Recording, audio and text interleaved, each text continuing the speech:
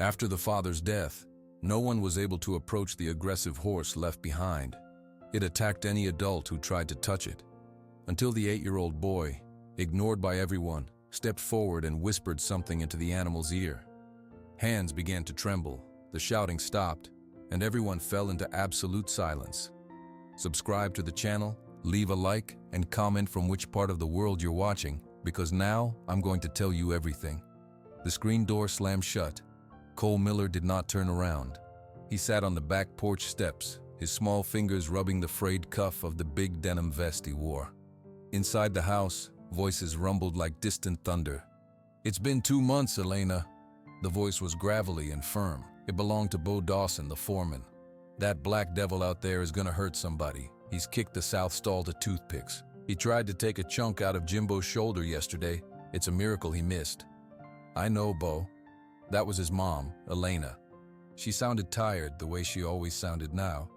I don't know what to do." "The only thing to do. We call the auction yard in Billings. They'll take him, get him off our hands before he kills a man or himself." Cole's hand stopped rubbing the cuff. He stared straight ahead, past the rusty tractor, to the far corral. In it, a shape of pure shadow moved. A big black horse. Midnight. Since Dad died, the whole farm had become a different place. The big warm kitchen felt too quiet. The fields seemed too wide. The ranch hands who used to ruffle his hair and call him partner now just hurried past with worried faces. Cole felt like a ghost in his own home. No one saw him, not really. But they saw Midnight. They talked about him all the time. They said he was crazy. They said he was dangerous. Cole stood up, the heavy vest hanging past his knees. He walked across the dusty yard, his boots kicking up little puffs of dirt. He walked past the chicken coop, past the old hay barn, and stopped at the wooden fence of the last corral. Midnight stood in the middle of the dry ground. His sides were streaked with sweat and dirt. His head was held high, his ears pinned flat back against his skull. His dark eyes rolled, showing the whites. He was breathing hard, his nostrils flaring wide with every snort. "Hey," Cole whispered, so soft it was almost no sound at all. The horse's head snapped toward him. A deep rumble came from Midnight's chest. Cole didn't move. He just looked. He didn't see a monster. He saw a huge, beautiful animal, tense and trembling. He saw the way Midnight's gaze darted around, searching for something that wasn't there. Cole knew that feeling. He felt it in his own chest every morning when he woke up and remembered all over again that his dad was gone. "What are you doing over here, kiddo?" Cole flinched. He hadn't heard Bo walk up. The foreman stood a few feet away, his thumbs hooked in his belt. He looked from Cole to the horse and back, his lined face serious. "Nothing," Cole mumbled. "This ain't a nothing place," Bo said. His voice wasn't mean, but it was firm. "This horse is bad news. Your dad, he was the only one who could handle him. Now he's just plain unsafe. You understand? You need to stay away from this fence." Cole looked down at his boots. He didn't say yes. He didn't say no. He just kept looking at his boots. Bo sighed a long sigh. "Your mom's got enough on her plate without you getting hurt. Go on back to the house." Cole turned and walked away. He didn't go to the house. He walked to the old oak tree by the creek, his dad's favorite thinking spot. He sat down in the dirt, pulling his knees to his chest. He could still hear the adults talking. "I'll make the call tomorrow," Bo said, his voice carrying from the porch. "Tomorrow," his mom echoed, the words sounding heavy and sad. Cole wrapped his arms around his legs and buried his face in the rough denim of the vest. It still smelled a little like his dad, like hay and leather and coffee. A hot tear slipped out and soaked into the fabric. They were going to take Midnight away. They were going to send him off because he was sad and angry and didn't know what to do with all the big, scary feelings inside. Cole knew exactly what that was like. He felt those same big, scary feelings. He wanted to kick and scream sometimes too. He just did it on the inside where no one could see. He lifted his head, wiping his nose on his sleeve. From here, he could just see the top of Midnight's corral. The big black horse was pacing again, a storm on 4 legs. "They don't get it," Cole whispered to the empty air. "They think you're broken." He looked down at his small hands. They were dirty from the farm dirt. His dad's hands had been big and strong, always covered in the same dirt. His dad wasn't afraid of Midnight. He loved him. He would talk to him in a low, calm voice. He would laugh when Midnight nudged his pocket, looking for a sugar cube. Cole stood up. A new thought, hard and solid, settled in his stomach.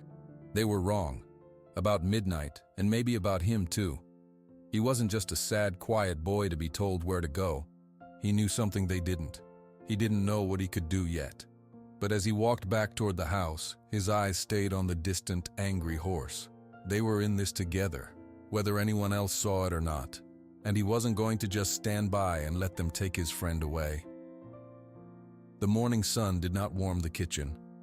Elena Miller stood at the sink, looking out the window. She watched Bo and two of the ranch hands, Jimbo and Ray, standing near the big barn. They were looking at the south stall. Even from here, she could see the splintered wood. She turned as Bo's heavy boots sounded on the porch. He came inside, taking off his hat. His face was grim. "Well?" Elena asked, drying her hands on a towel. "It's worse than I thought," Bo said, his voice low. "He's gonna bust clean through by the end of the week. And that ain't the half of it. Ray tried to put fresh water in his trough this morning. Midnight near took the bucket and his arm with it." Elena closed her eyes for a second. "What did Ray do?" "He jumped back fast. He's okay, just shook up. But Elena, it's getting worse, not better." Bo put his hat on the table. "We got a real liability on our hands. A dangerous animal. Jake would—" He stopped, cleared his throat. "Jake would know it's past time for hard choices." "Selling him," Elena said, the words tasting sour. "It's the safe thing. The only thing. We call the auction in Billings. They deal with problem stock. He'll be gone, and the worry's gone with him." From the hallway, Cole listened. He was pressed against the wall, just around the corner. His heart was beating very fast. He had been on his way to the kitchen for breakfast. Now he was frozen. "What about Cole?" Elena asked. Her voice was thin. He sits by that fence. He watches that horse all the time." "All the more reason," Bo said, his tone gentle but firm. "That boy's drawn to trouble he don't understand. What if he climbs that fence one day? What if that horse rears up? We can't have that. We can't." Elena was quiet for a long time. "Okay," she whispered. "Okay, Bo, make the call." Cole felt his breath catch. It was real. They were really going to do it. He backed away silently, then turned and ran out the front door. He did not stop running until he was at the far corral. Midnight was in a fury. The horse galloped in a tight, angry circle, his hooves pounding the dry earth into dust. When he saw Cole, he skidded to a stop. He snorted, a sharp, loud sound, and pawed at the ground. "They're gonna send you away," Cole said, his voice choked. He grabbed the top fence rail, his small hands gripping the wood until his knuckles turned white. "They think you're bad." As if he understood the fear in the boy's voice, Midnight let out a high, sharp whinny. He reared up, his massive front legs cutting the air. For a moment, he was a black tower against the sky, powerful and terrifying. Then his hooves slammed down, kicking up a cloud of dust. Cole didn't flinch. He just felt a deep, aching sadness.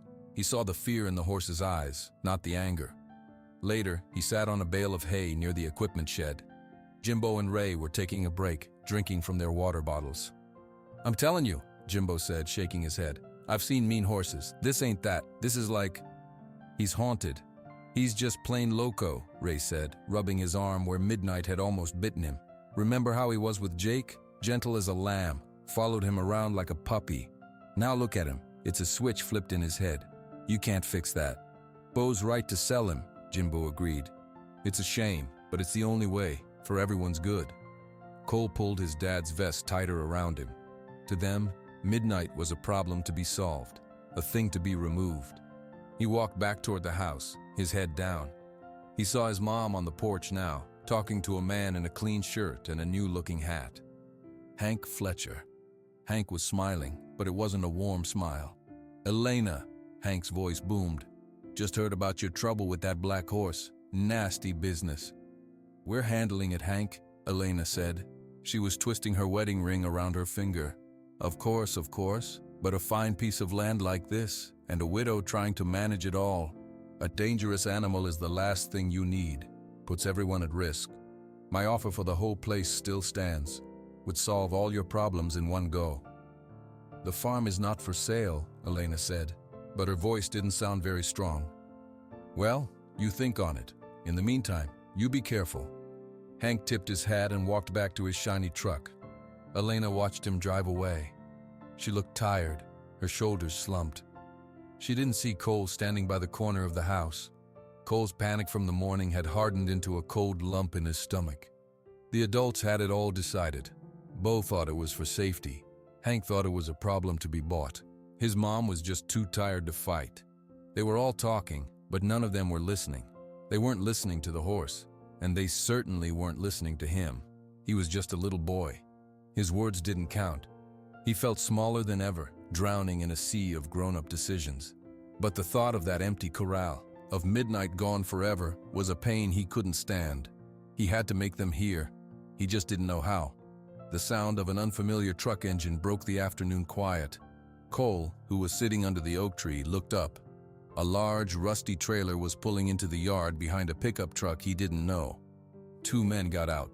Bo walked out from the barn to meet them. He shook hands with the driver. Their voices carried across the yard. "You the fella from Billings?" Bo asked. "That's right. Heard you got a black quarter horse needs hauling, one with an attitude problem." "That's him," Bo said, nodding toward the far corral. "You got a strong enough trailer?" The man spat on the ground. "We've hauled meaner. Let's take a look." Cole's whole body went cold. They were here, today, right now.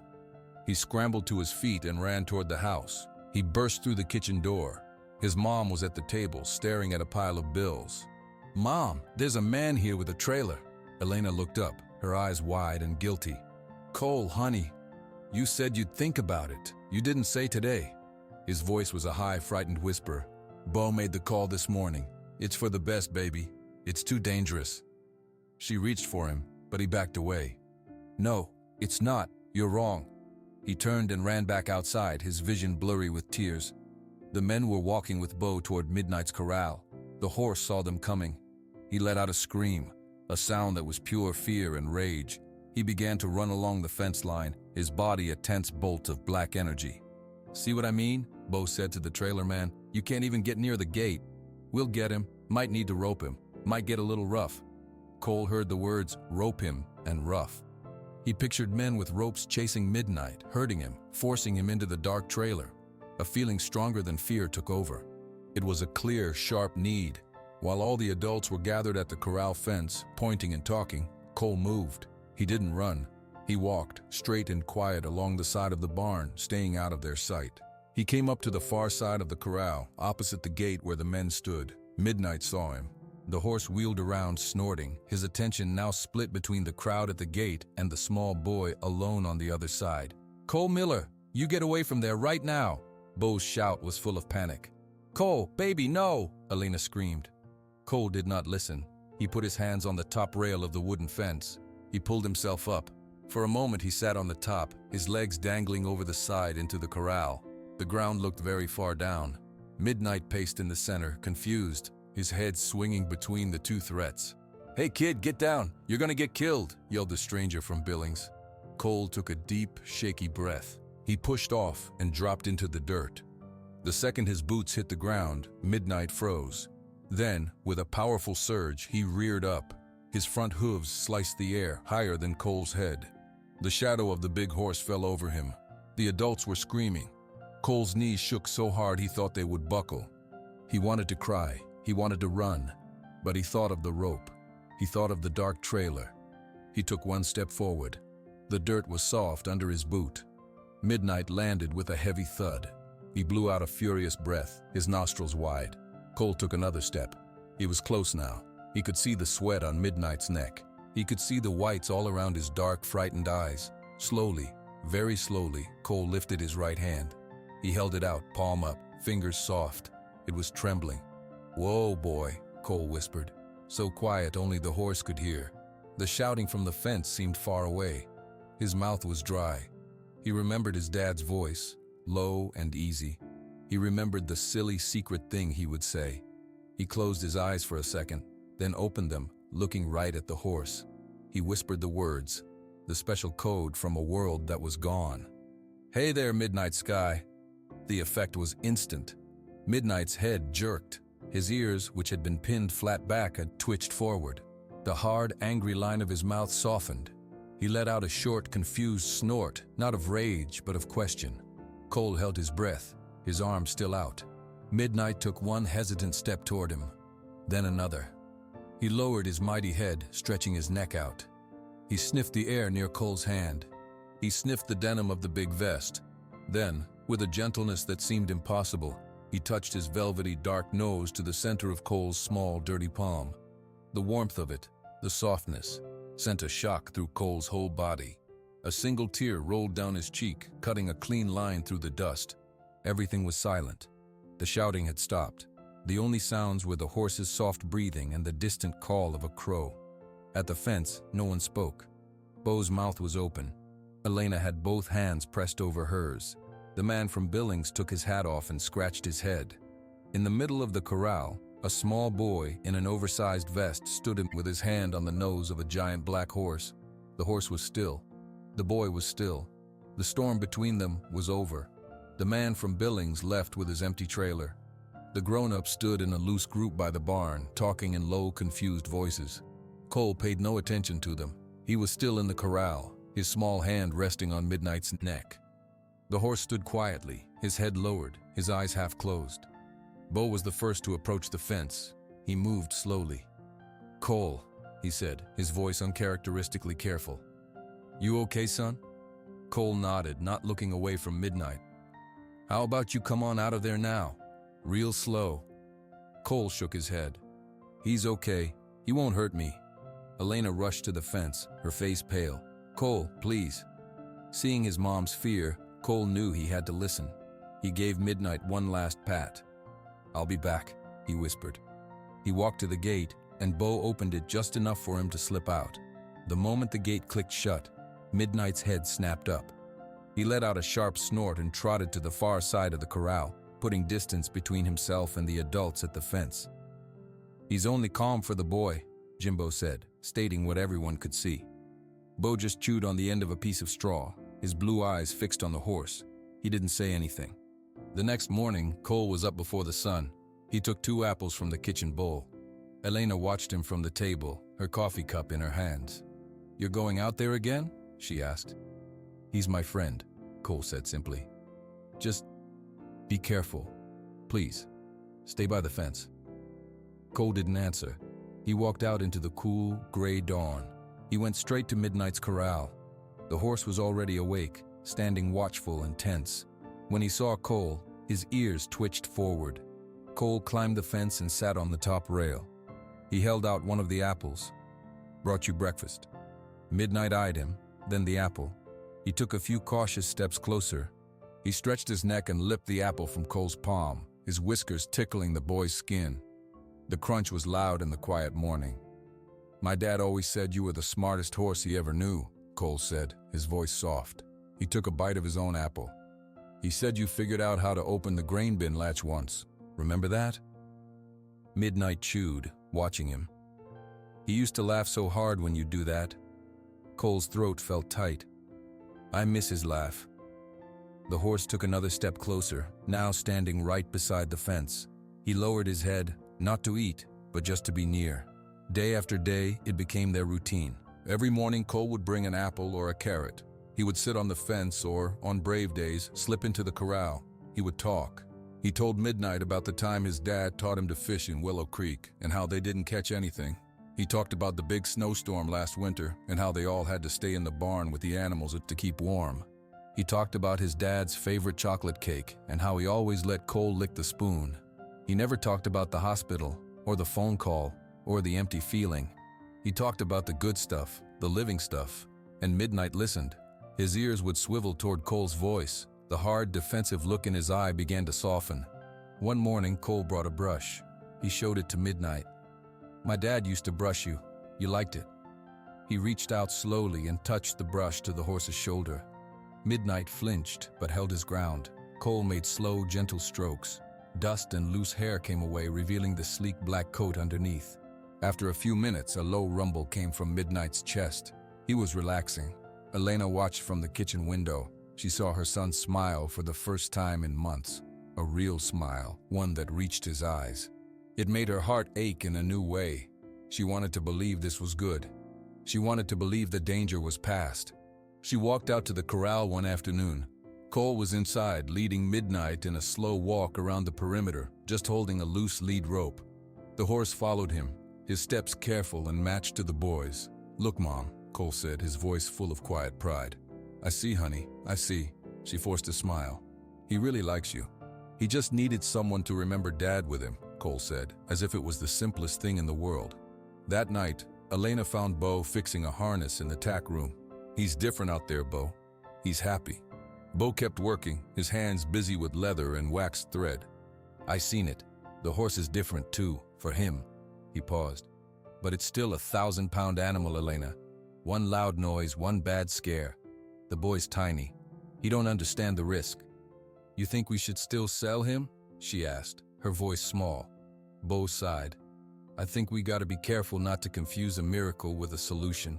That horse is bonded to the boy, sure, but the world ain't just that corral, and Hank Fletcher's been asking around town about our situation."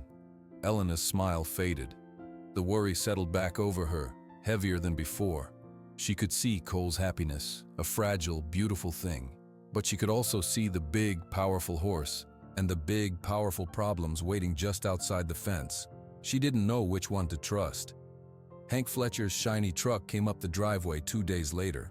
Cole was in the corral with Midnight, brushing the horse's now glossy neck. He saw the truck and stopped brushing. Midnight sensed the change and lifted his head, ears flicking. Hank didn't go to the house first. He walked right over to the corral fence. He leaned on it, watching. He had a big smile on his face. "Well, look at that," Hank said, his voice booming and friendly. "I heard a story in town, but I had to see it for myself. You've worked a miracle, young man." Cole didn't say anything. He just stood closer to Midnight. "He's calm as a lamb with you, isn't he?" Hank continued. "After all that trouble, amazing." Elena came out of the house, wiping her hands on a towel. "Hank, what can I do for you?" "Elena, just admiring the view here.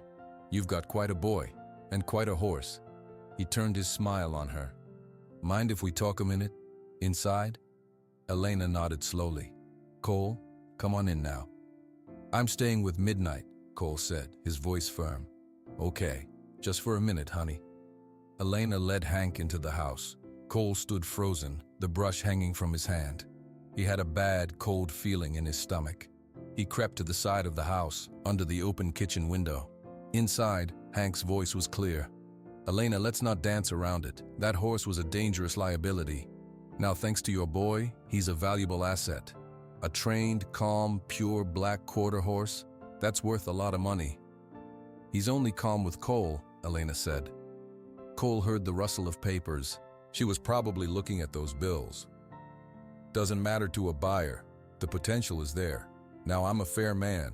I'll make you a strong offer for him. A very strong offer. It would cover your property tax bill, maybe more." There was a long silence. Cole pressed his face against the warm siding. "I don't know, Hank. Cole loves that horse. It's the only thing that's made him smile since Jake." "Elena, listen." Hank's voice dropped, sounding kind but firm. "Love doesn't pay bills. That farm is too much for you. It's wearing you out. I see it. Everyone sees it. My offer for the whole place still stands. Sell me the farm, sell me the horse, and take the money and start fresh somewhere easier. It's the smart choice, for you and for Cole." "Starting fresh." Elena whispered the words like they were a spell. "No." The word burst out of Cole before he could stop it. He ran from the side of the house and threw the kitchen door open. Both adults turned, startled. "Cole," Elena said, "you can't sell him. You can't sell the farm." Tears were streaming down his face now. "This is Dad's farm. Midnight is Dad's horse. You can't." Hank looked down at him, the kind smile still on his face. "Now, son, your mom is doing what's best. This is grown-up business." "He's my friend," Cole shouted, his small body trembling. "Cole, honey, please," Elena said, her own eyes filling with tears. "We have to talk about this."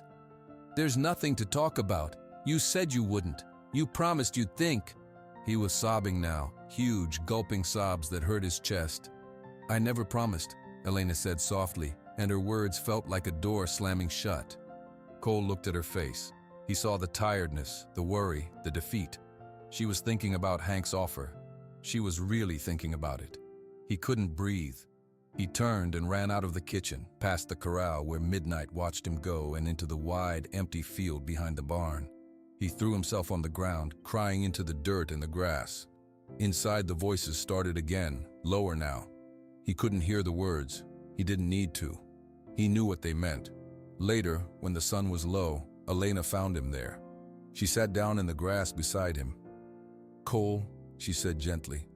"You're going to say yes," he said, his voice flat and empty. "I have to think about what keeps a roof over our heads, what keeps this farm running. The bank called again today. Hank's offer for Midnight. It's a lot of money. It would help. A lot." Cole sat up. He looked at her, his face streaked with dirt and tears. "If you sell him, it's like losing Dad all over again, and don't you get it?" Elena reached out to touch his hair, but he pulled away. "Oh, baby, I miss him too, every day. But we have to be practical." "I hate practical," Cole whispered. He stood up and walked back to the house, leaving her sitting in the field. The cold feeling in his stomach had turned into a hard, solid rock. They weren't listening. Hank's money was louder than his words, louder than Midnight's need, louder than his own breaking heart. He couldn't let it happen. He wouldn't. As he walked, a plan, desperate and frightening, began to form in the back of his mind. The house was dark and quiet. Cole lay in his bed, fully dressed. He had put on his thickest jeans, a flannel shirt, and his dad's big vest. His small backpack was on the floor, packed with a water bottle, 2 apples, and a photograph of his dad. He listened. The old floorboards creaked as his mom moved around in her room, then went quiet. A clock ticked in the hallway. An owl hooted outside. Hank was coming tomorrow, in the morning, to put Midnight in a trailer and take him away forever. Cole's plan was simple. He would take Midnight to the hidden meadow. His dad had shown it to him last summer. It was a special place, far up in the foothills, surrounded by tall pines. His dad said it was where the sky felt biggest. They would be safe there. Hank wouldn't find them. They could stay there forever. It was a bad plan. Cole knew it was bad, but it was the only plan he had. He waited until the numbers on his clock said 12, midnight. He smiled a little at that. It was a sign. He slipped out of bed. He picked up his backpack and crept into the hallway. The floor groaned under his weight. He froze, his heart pounding. No sound came from his mom's room. He moved like a shadow down the stairs, avoiding the third step that always squeaked. He unlocked the back door and slipped outside. The night was huge and full of stars. The air was cold. Cole ran to the barn. He took a halter and a lead rope from the tack room. His hands were shaking. He walked to Midnight's corral. The big horse was a dark shape in the moonlight. He came to the fence when he saw Cole. "Hey boy," Cole whispered. He climbed the fence. Midnight nudged his pocket, looking for a treat. Cole gave him one of the apples. While the horse crunched it, Cole carefully put the halter on. Midnight stood still for him. "We're going on an adventure," Cole whispered, clipping the lead rope to the halter. "We're going to Dad's place, just you and me." He led Midnight to the corral gate. The latch was heavy, but he lifted it. The gate swung open with a soft creak. For a moment, they both stood there, looking at the open path leading away from the farm into the dark hills. "Okay," Cole said, more to himself than the horse. "Okay." He started walking, leading Midnight behind him. The horse followed without question. His hooves made soft thuds on the dirt road.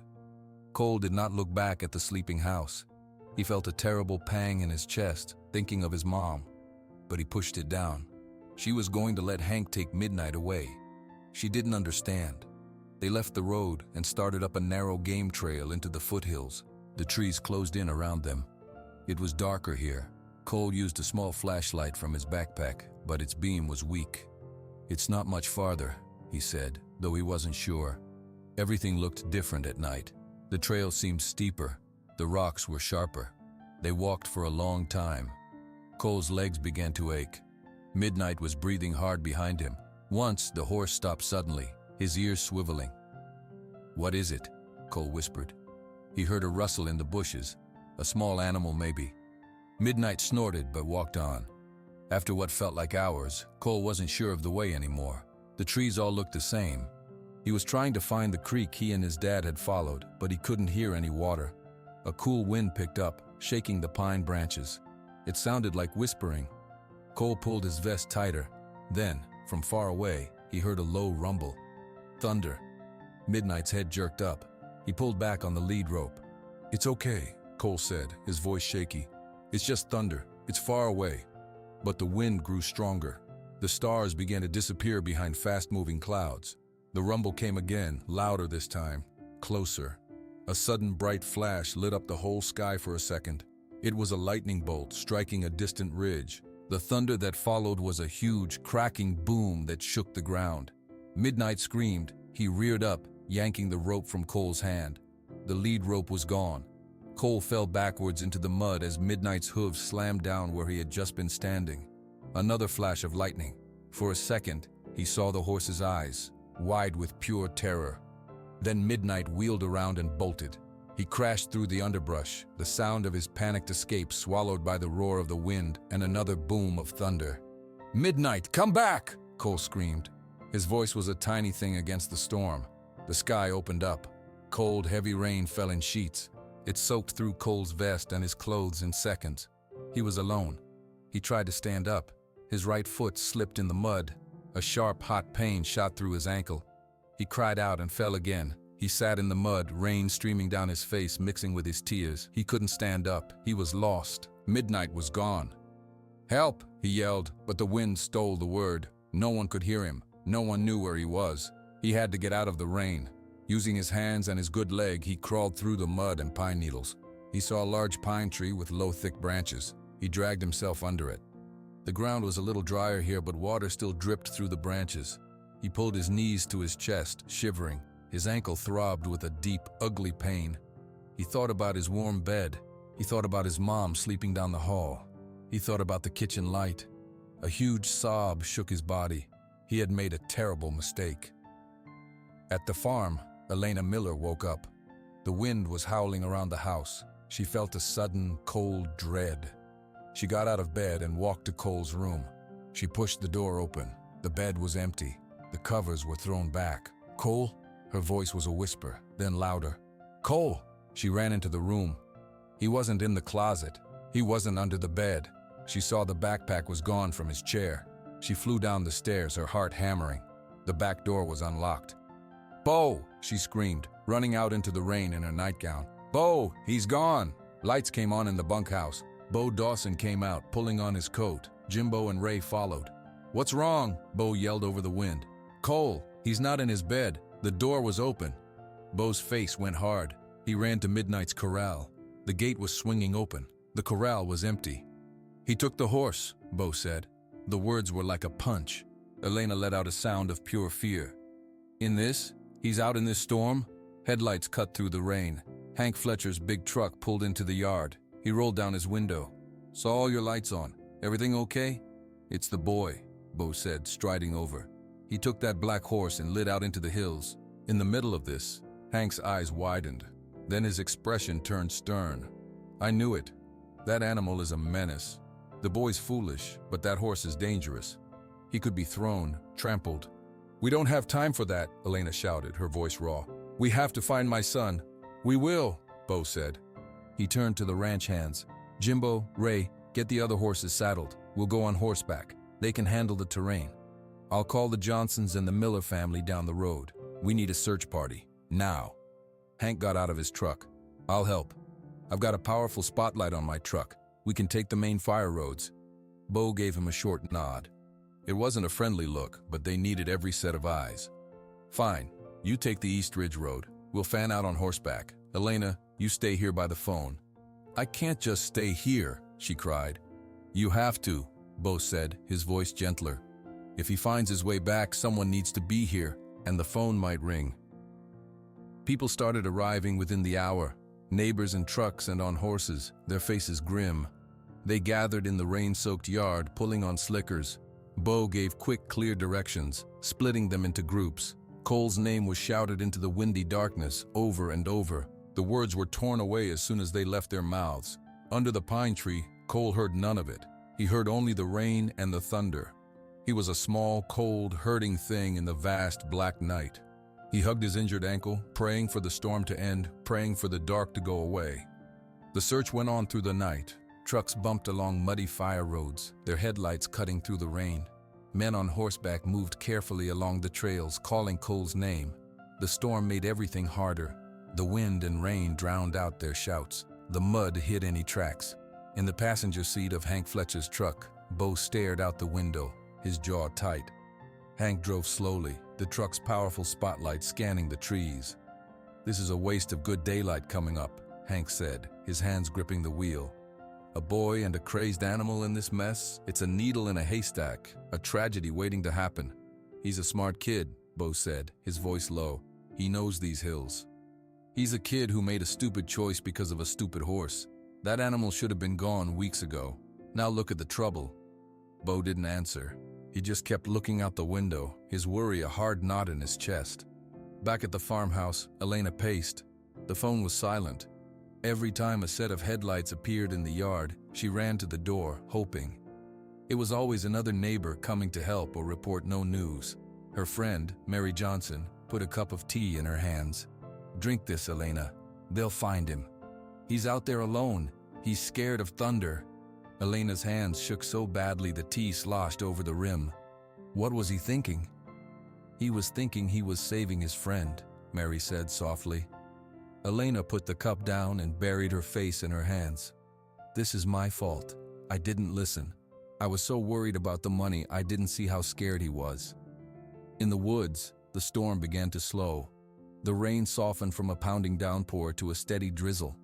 The thunder moved away, grumbling in the distance. The wind died down.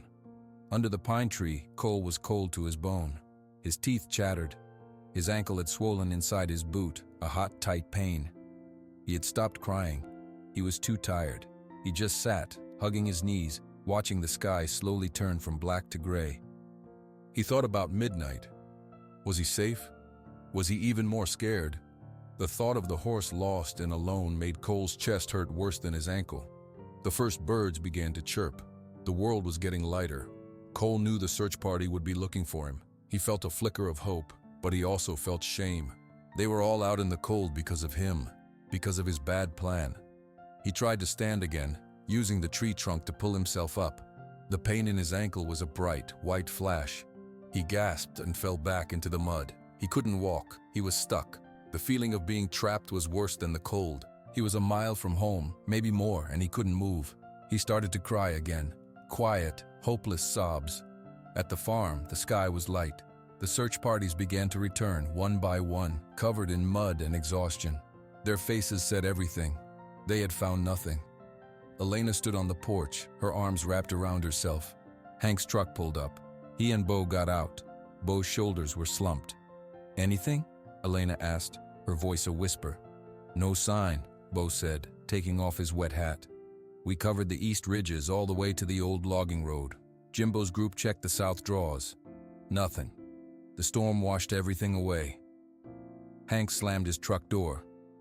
"This is what happens. We've been out all night. The boy could be anywhere. That horse could have thrown him into a ravine. We might be looking for a body." "Hank, shut up," Bo growled, a sudden fire in his tired eyes. "I'm being realistic. We need the sheriff. We need a proper missing person search. And when we find that animal, it gets put down. It's a killer." Elena made a small, choked sound. She couldn't even speak. Bo stepped toward Hank, his face dark. "You don't know that. You don't know anything except the price of beef per pound. Now get off this porch before I make you leave."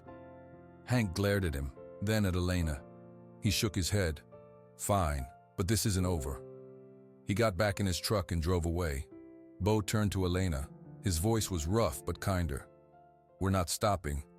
We'll get some dry clothes, some coffee, and we'll go back out. We'll find him, Elena." Elena just nodded, tears streaming silently down her face. She looked past Bo, past the yard, to the dark, tree-covered hills where her son was lost. The sun was up, but it didn't feel warm. It just showed how big and empty the land was. Under his tree, Cole saw the sunlight filter through the branches. It touched his face. He was so tired. He laid his head on his muddy backpack. He was about to close his eyes when he heard it. A sound. Not the wind, not a bird. A soft crunch of pine needles, a gentle blowing snort. Cole lifted his head. Standing a few feet away, his dark coat streaked with mud and wet leaves, was Midnight. The horse stood perfectly still, his ears forward, his dark eyes on the boy. "Midnight?" Cole whispered, afraid he was dreaming. The horse took a slow step forward, then another. He walked right up to the pine tree. He lowered his head and nudged Cole's good knee with his nose. He blew out a warm, soft breath. A sob of relief burst from Cole's chest. He wrapped his arms around the horse's muddy neck and held on. "You came back. You found me."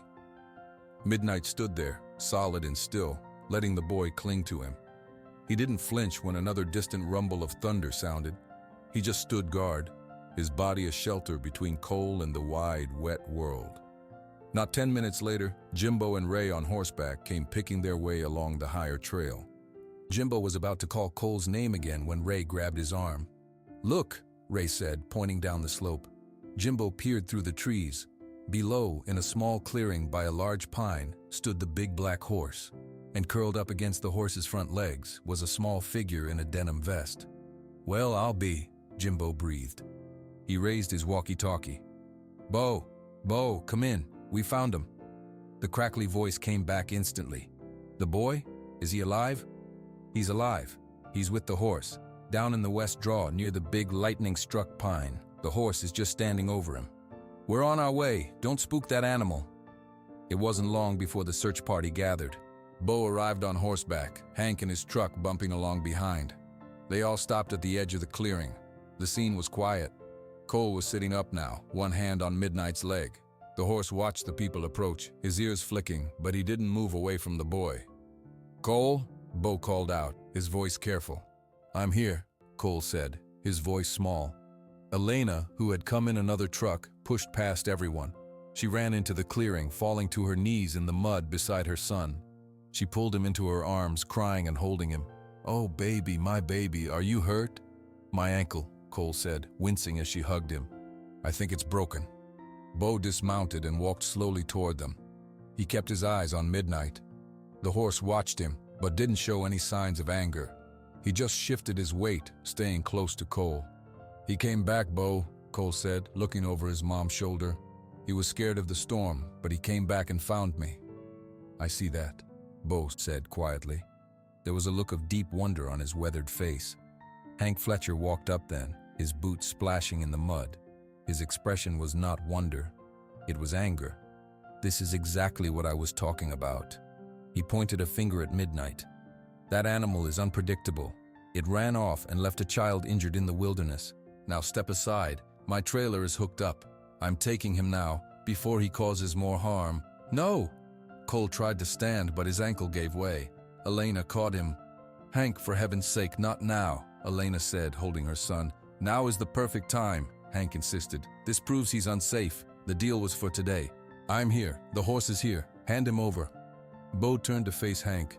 He stood squarely between the man and the horse. "You're not taking anything. This is not your decision, Dawson." "It is today." Bo's voice was low and firm. "Look at that horse, Hank. Really look. He ain't guarding himself. He's guarding the boy. He came back. That ain't the act of a dangerous animal. That's the act of a partner." While the men argued, Cole leaned against his mom. He looked up at Midnight. He didn't have the words the adults had. He just reached out his hand. Midnight immediately lowered his head and pressed his nose into Cole's palm. Jimbo and Ray exchanged a glance. They had seen the horse's fury for months. They had never seen this. "We need to get the boy to a doctor," Ray said, breaking the tension. "His ankle's bad." Bo nodded, never taking his eyes off Hank. "Jimbo, ride back. Get the truck as close as you can. We'll carry him out." As Jimbo left, the group fell into an uneasy silence.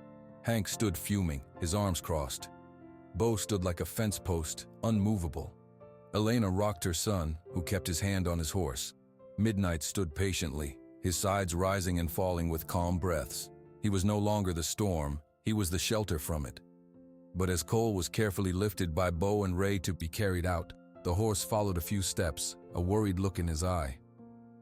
"It's okay, boy," Cole said, his voice tired. "I'll see you at home." but Hank's cold voice cut through. "He won't be at home for long. This isn't over." The farmyard was full of people, but it was quiet. Cole sat in a kitchen chair someone had brought outside, his wrapped ankle propped on a stool. His mom stood beside him, her hand on his shoulder. Bo stood nearby, arms crossed. Hank Fletcher stood facing them, his truck and empty trailer a looming presence behind him. Neighbors and ranch hands formed a half circle. Everyone was waiting.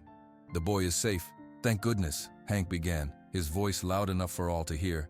"But let's not forget why we were out all night. That horse is a danger. It ran off. It left him injured. I'm here to fulfill our agreement and take possession of the animal for everyone's safety." Cole's heart hammered against his ribs. He looked at his mom. Her face was pale, but her mouth was a firm line. "We weren't running away," Cole said. His voice was thin and shaky. Everyone looked at him. "What was that, son?" Hank said, not unkindly, but like he was humoring a child. Cole took a breath. He thought of his dad's steady voice. "We weren't running away. We were going to the secret meadow, my dad's place. I wanted to take Midnight somewhere Hank wouldn't find him. Somewhere we could remember my dad together." He looked at the faces of the neighbors, people who had known Jake. "Midnight isn't bad. He's sad, just like me.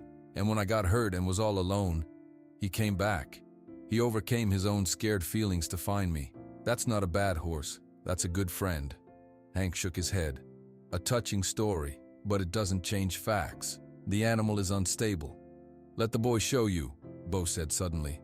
His gravelly voice cut through the air. All heads turned to him. "What?" Hank asked.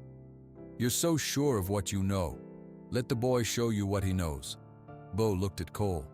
"Can you show them, Cole?" Cole nodded. He looked at his mom. She hesitated, then nodded too. "Bring Midnight out here," Bo said to Jimbo. Jimbo led Midnight from the barn.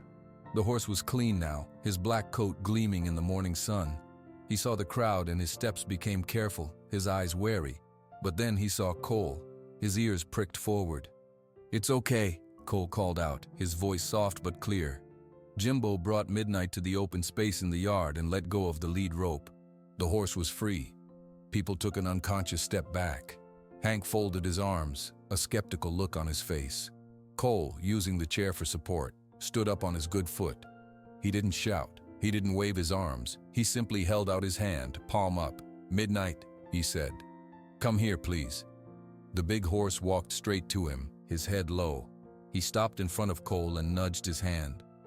"Can you walk for me?" Cole asked. He pointed to his right. "Walk that way."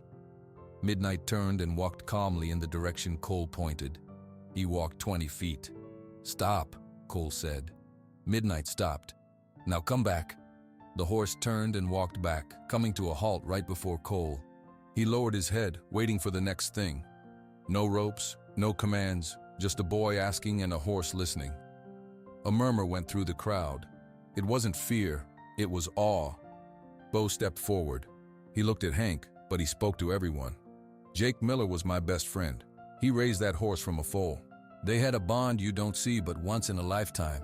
He turned and pointed a calloused finger at Cole. "That bond didn't die, it just changed hands. This boy, he's got his father's heart. And that horse knows it. You want to take that away, Hank? You want to shame my friend's memory for a few dollars?" Hank's face was red. "This is sentimental nonsense. That horse is property. This farm is a business." "No," the word came from Elena. She stepped forward, putting her arm around Cole's shoulders. Her voice was strong now, clear as a bell. "This farm is our home. This horse is our family. The answer is no, Hank. The horse is not for sale. The farm is not for sale. Not today. Not ever. You can leave now." For a long moment, Hank stared at her. He looked at Bo's stony face. He looked at the neighbors, whose expressions were no longer uncertain. He looked at the small boy with his hand on the great black horse. He had no more arguments. With a last frustrated shake of his head, Hank Fletcher turned, got in his truck, and drove away. The empty trailer bumped behind him down the driveway. One by one, the neighbors came up. They patted Cole's head. They squeezed Elena's arm. They nodded at Bo. Then they drifted away, back to their own lives and farms. Finally, it was just the three of them, and midnight in the quiet yard. Bo walked over to Cole. He looked down at him, then at the horse. He chewed his straw for a second. Your dad would be real proud, kid, of both of you. He gave Midnight a firm pat on the neck, a gesture he hadn't made in months. Then he walked toward the barn. The next morning, Cole sat on the top fence rail of the corral. His ankle was propped up. Midnight stood beside him, his head resting against Cole's good leg. Elena came out of the house with 2 mugs of hot chocolate. She handed one to Cole and leaned on the fence beside him. They didn't talk. They just watched the sun climb over the hills of Willow Creek Farm. It was quiet, but for the first time in a long time, the quiet felt peaceful, not empty. It felt like a beginning,